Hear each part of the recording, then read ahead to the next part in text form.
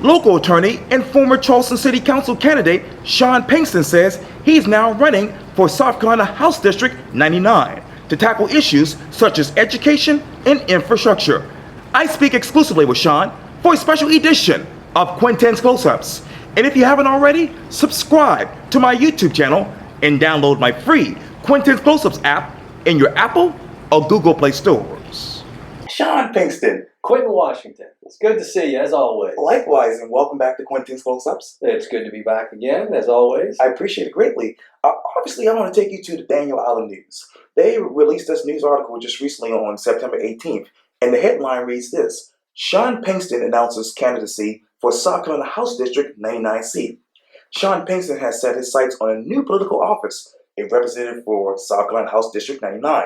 The Daniel Allen resident recently made a decision not to run for Charleston City Council District 1, as previously reported in the Daniel Allen News, and instead will vie for the South Carolina State House seat currently occupied by Representative Nancy Mace, who has announced her intentions to run for United States Congress in 2020. You said this in a press release, quote, "After much thought, prayer, and conversation with family and friends, I have decided to seek the Republican nomination to represent State House District 99. But what is God telling you about House District 99? Well, I think when we mentioned prayer, prayed a lot about it. And, one of the things that my wife, Andrea, and I talked about is, how can we be his servant here, and how can we, follow the path that he has set for us? I believe that God has put forth a path for me in public service. And it's how do I best accomplish the path that he has set forth? How do I best travel that path? We did pray about it. We asked, what was his will and to show us his will. Right. And we just believe public service is part of my future. I believe it's one of the gifts that God gave me in terms of fighting for things that I believe in, trying to be a voice for the public. And I think if you look at my history from Boy Scouts as a kid to dropping out of college when I was 19 years old, to enlist in the United States Army, to volunteering for active duty for the United States Army after 9/11, from staying involved in various charitable and civic organizations after being honorably discharged from the Army, that public service is a component of my life. It's a component of my character. So we believe that God is, has set forth a path for us in terms for me for public safety. And I believe one of the ways to accomplish that is to pursue elected office. In this case, House District 99. Public service. Why couldn't you have done that with Charleston City Council? Well, I took a hard look at the issues that we're confronting Daniel Island and Berkeley County, Sure. because that's the city council district, and those issues involve education of our children and traffic congestion. And when looking at how could I be most effective in addressing those particular issues, those issues are best addressed at the State House. When I announced earlier this year for City Council, you and I sat here in these chairs and we talked about it. And one of the things that I said was, I would talk to anyone who would listen about the need to widen 526 and to replace the Don Holt and the Wando bridges. I would work with Nancy Mace, who's the current state representative, along with Congressman Joe Cunningham, Senator Tim Scott, Right. Senator Lindsey Graham, any other person who would listen. Well, rather than arguing for those positions on city council, I'd rather argue those positions directly while I'm at the state. And so at the State House, that issue in particular, traffic and congestion, is one that can best be addressed at the State House. The education of our children. Andrea and I have 4 kids. Right. We have, and they range from 7th grade down to kindergarten. So education is extremely important to our family, like it is a lot of families. Sure. And when you look at the numbers across the state, as it relates to the South Carolina Ready test for 8th graders, they're simply unacceptable. And it's shocking when you really look at it. So the long plan hasn't worked as it relates to the public education of our children. Oh, go ahead. No, so the plans, as I see it, which is very important to me, Okay. is how can we address that at the state level? It has to be addressed at the state level. That is not a city council level or a city council issue. That is a state house issue and a state administrative issue with the Department of Education. So when looking at the issues that were important, And at the time, when I announced Nancy had not announced her intention for Congress. Right. So after Nancy had announced her intention for Congress, again, it went back to talking to friends and supporters, praying about it, and then making the decision that, I feel like I could be most effective addressing these issues at the State House level. The ready test results. When you look at those results, say for House District 99, what are you looking at? Well, I look at the statewide and then comparing it to what's at the county. So when you look at statewide, and the ELA, that's the reading and writing, basically, and then the math, for 8th graders across the state, it's 60.8% failed to meet expectations in ELA. In math, it's 63.4%. So a lot of times, we say, well, that's happening somewhere else. It's not happening here in our school district. So when you look at the countywide issues in Berkeley County for 8th graders, those failing to meet expectations in ELA, reading and writing, 58.9%. In math, 65.4% fail to meet expectations. When you look at Charleston County, for 8th graders, again, below expectations, 55.4% in reading and writing and 59.9% in math. So when you look at those numbers, that tells you there's a problem across the board. So how can we best address those problems? We need to talk to the teachers. We need to find out what's working and what's not working. We need to obviously they need to have a seat at the table as we discuss this, but all options should be on the table. We need to consider expanding the voucher program. We need to talk about expanding the tax credit program that we have for education here in the state of South Carolina. Those are the types of issues that we need to talk about when we look at these numbers and how our education system is simply failing our children statewide and here in Berkeley County and in Charleston County. Have you been able to talk to teachers in Berkeley and Charleston counties? I have been. I plan to talk to them more often. School just started. Sure. So, we've obviously had parent-teacher conferences to talk about what the expectations are for the new year.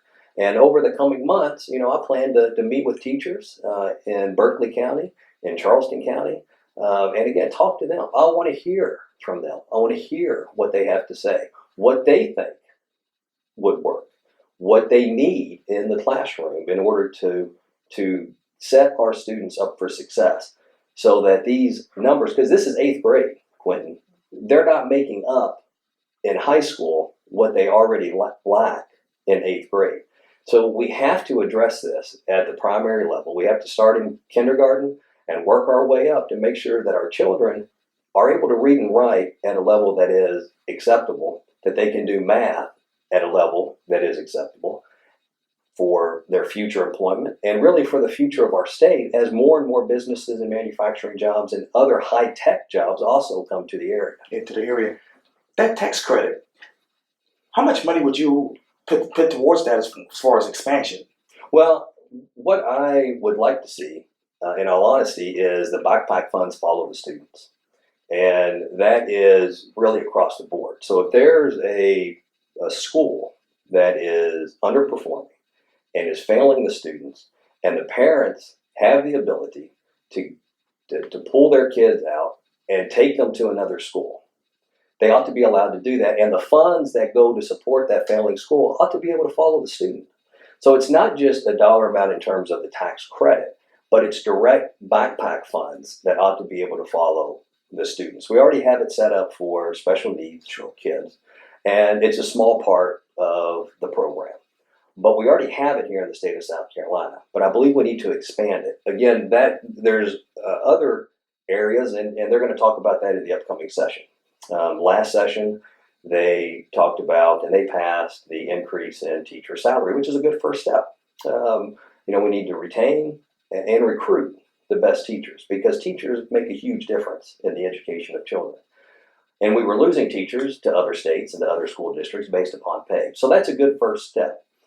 The comprehensive reform that passed the House wasn't taken up in the Senate. And I know that there were different issues that they want to address and different ways they want to address it. So we'll see how that plays out in the upcoming session. But one of the things I'll be focused on is what are those reforms? What does pass? What doesn't pass? Why it doesn't pass? And then what we can do to implement new programs in order to properly educate our children and set them up for success. What new programs are you looking at right now? One of the reforms that I'd like to see implemented is the vocational degree programs. And what that is for kids that have a skill in mechanics, for example, or in construction, those types of mechanical skills, vocational skills, that they have the opportunity to obtain a vocational degree, which is the equivalent to a diploma. Because some of those kids aren't doing well in the core curriculum for a high school diploma. They aren't interested in pursuing certain classes, but they have a skill. They have a skill that's in demand. So rather than failing them out, or they take the GED route if they choose to pursue that, is set up the vocational degree programs like in other states where the children can pursue that type of, it's a diploma, high school diploma equivalent, so that they can pursue a career in the vocational skill that they have. Recently I had someone come to the house to do some construction, and they were high school dropouts. But you know what? They did a heck of a job when it came to building walls and doing some electrical work and some plumbing work and things of that nature. And if they have that type of skill, especially as we move to a manufacturing, our manufacturing base continues to grow here in South Carolina and in Charleston County and Berkeley counties, let's have an outlet for those children who demonstrate a skill so that they are not dropping out of school because they're not interested, but they're pursuing a degree, a vocational degree that is the equivalent of a high school diploma, and set them up for success so they can go out into the world upon graduating from high school and then use the skill that they're good at using. You talked earlier about underperforming schools. How many are there in Berkeley and Charleston counties? I would have to get back to you on that. Okay. I know looking at at House District 99 specifically, sure. What I looked at was Hanahan. Okay. And I looked at Philip Simmons. Sure. And Hanahan, when you look at it again, these are the South Carolina ready tests. Sure. ELA, 8th graders below expectations, 58.4%. Math, below expectations, 56.6%. And that's taken directly from the South Carolina Department of Education website, which is their SC Ready test. When you look at Philip Simmons, ELA below expectations, it's 55.4% in ELA, and it's 69.6% in math. So those are the numbers that I looked at because those are specific to House District 99 and specifically to Berkeley County. And those are areas where we need to improve. I mean, again, those numbers are in line with what's going on across the state. So again, how do we increase those numbers? And one of the things that I plan to do over the coming months is talk to the teachers directly, okay, and ask them, and then talk to the parents and ask the parents, what do you think would work? Those members who are, the parents who are involved in PTAs and things of that nature. Let's bring the people together that have an interest in this, the stakeholders, if you will, and let's talk about, again, what works, what doesn't work, what would you like to see different, what would you like to implement in the classroom to set our children up for success, which is really what this is about. What works and what doesn't work when it comes to widening I-526? Well, the problem with widening I-526 is most of it's over water when you address the eastern side sure. of 526, sure. with, of course, the divider being 26. Right. And most of it's over water. So it's going to be a costly program. It's going to be construction that has to be done, though. So that is going to be an obstacle, and that's obviously going to have some environmental impacts and things of that nature, where they're going to have to, the state is going to have to do some environmental impact studies and things of that nature. But there's no question, Quintin, that it has to be widened. Their Post and Courier article from earlier this year identified over 100,000 new homes that have been approved in the Tri-County area. When you look at, again, House District 99 specifically, you have Caneway Plantation, which is a large development going, currently under construction right off Plymouth Ferry. That is already approved to have 18,000 new homes. So they're projecting that it's probably only going to be 9,000 new homes, but you're still talking about something twice the size of Daniel Island with all of that traffic exiting onto Clements Ferry Road. And then the only way it's going to get off Clements Ferry Road is to go up 41 to 17 or to get on 526. So that's bringing new cars, new people to Clements Ferry and 17 and 526. That's in addition to all of the other construction that's currently going on Clements Ferry. Now, let's not forget the one thing that is hugely important and is going to bring a significant amount of traffic to 526 is the port expansion. Right. Now, the Wando Welch Port is currently expanding to where it can accommodate 3 Neo-Panamax ships.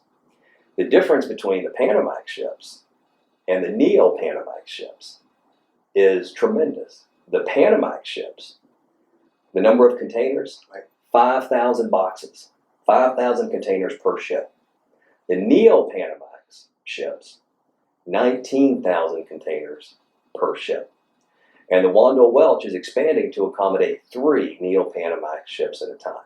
So if you go from max capacity now, 15,000 containers, to 57,000 containers. Now, where are those containers going to go? They're going to go on trucks and they're going to go on 526 because there's no rail at Wando Welch. They're talking about barge traffic, potentially putting them on barge and sending them up river to what's going to be the Hugh Leatherman terminal, which comes online in 2021. Right. But that's only going to take a limited number off the roads.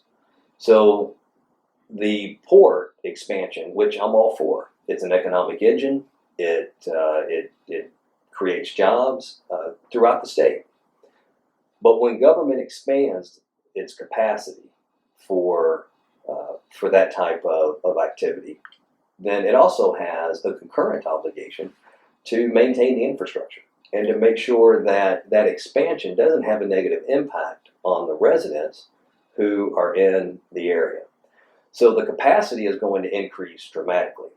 I mentioned the Hugh Leatherman terminal that's coming online in 2021. Now it's going to have rail, and it's also going to have direct access to 26. It's going to have an access road directly from the port that is going to keep a lot of those trucks off of 526 and some of the surrounding state road, but then it's going to put it directly onto 26.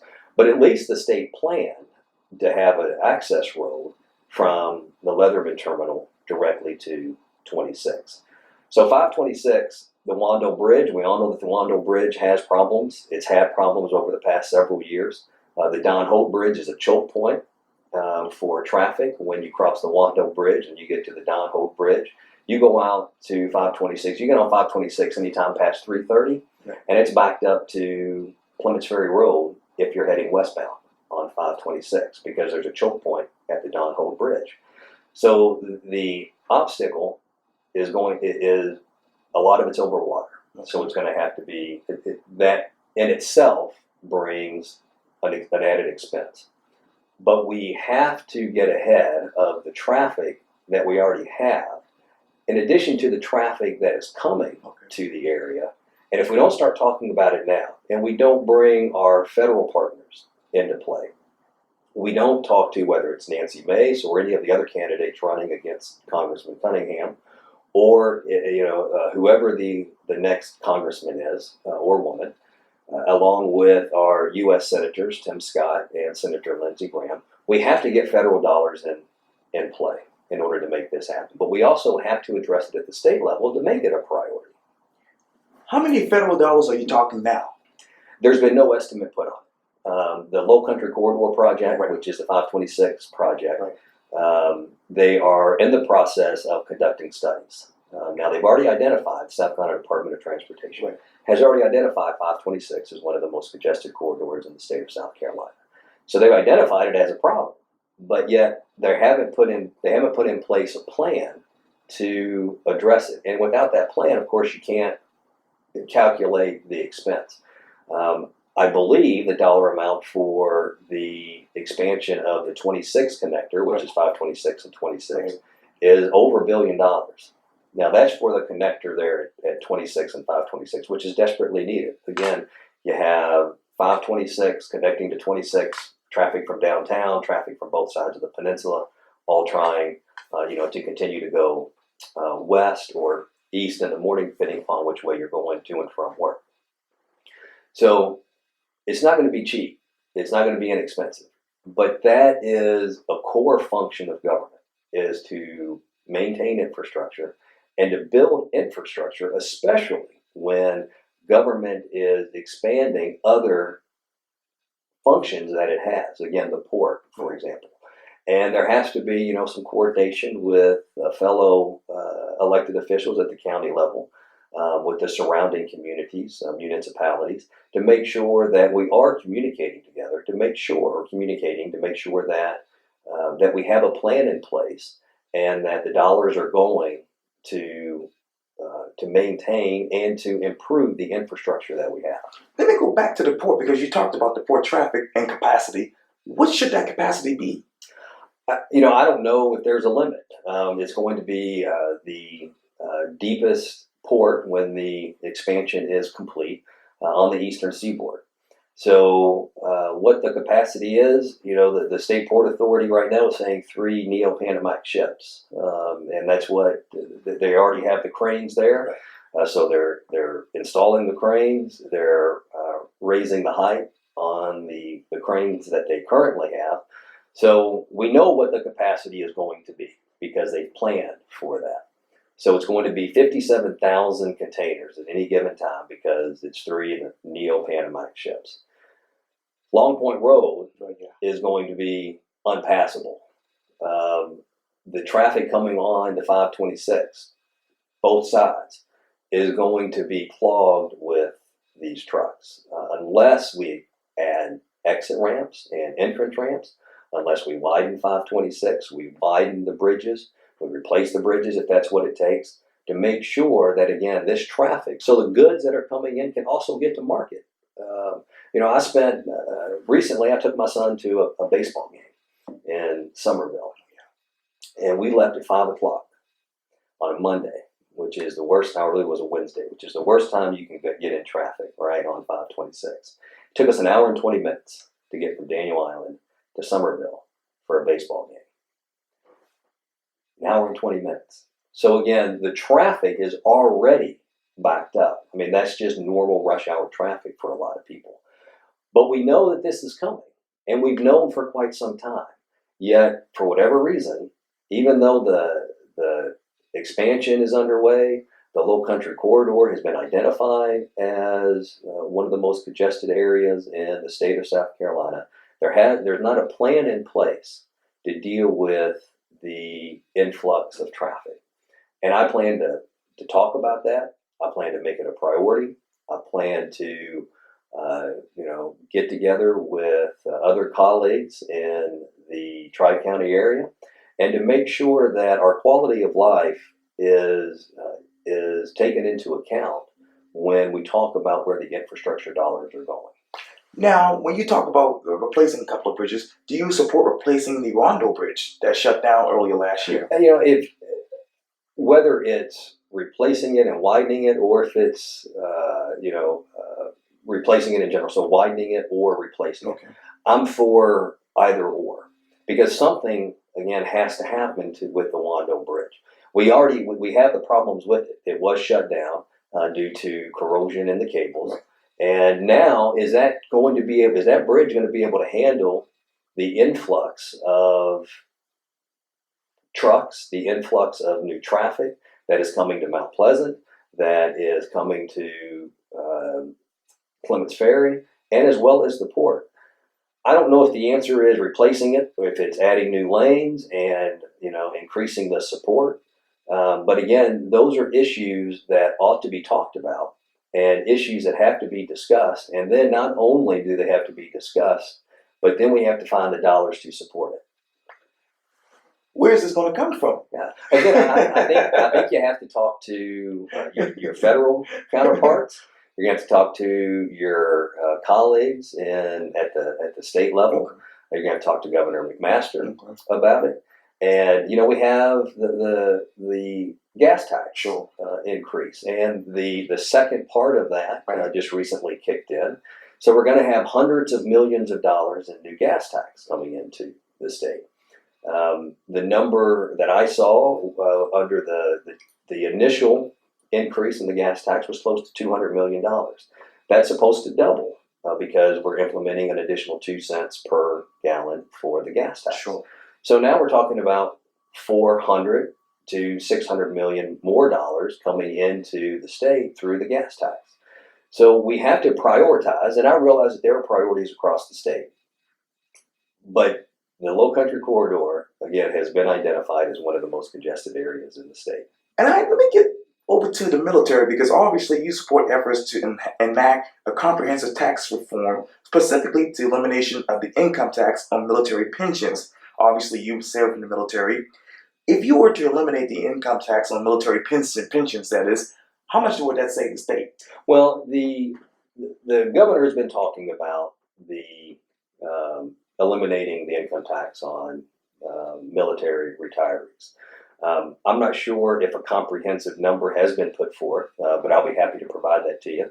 Happy to do some research on it and get back to you on what the governor has put forth in his executive budget.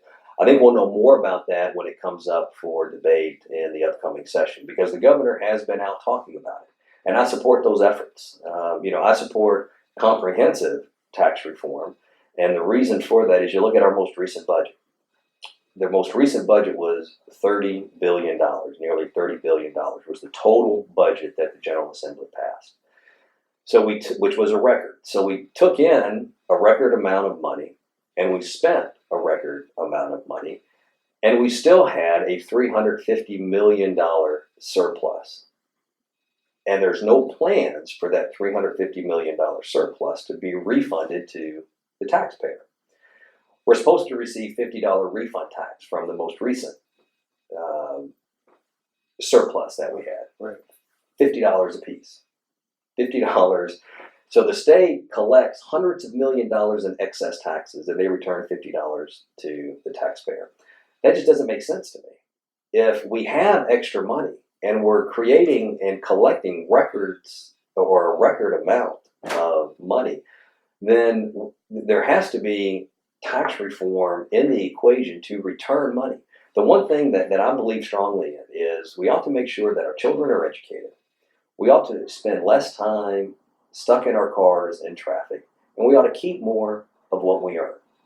And those three things will again, I will fight for as the next member of House District 99, because those are important, and that affects everyone across the board. Doesn't matter where you live in the state of South Carolina.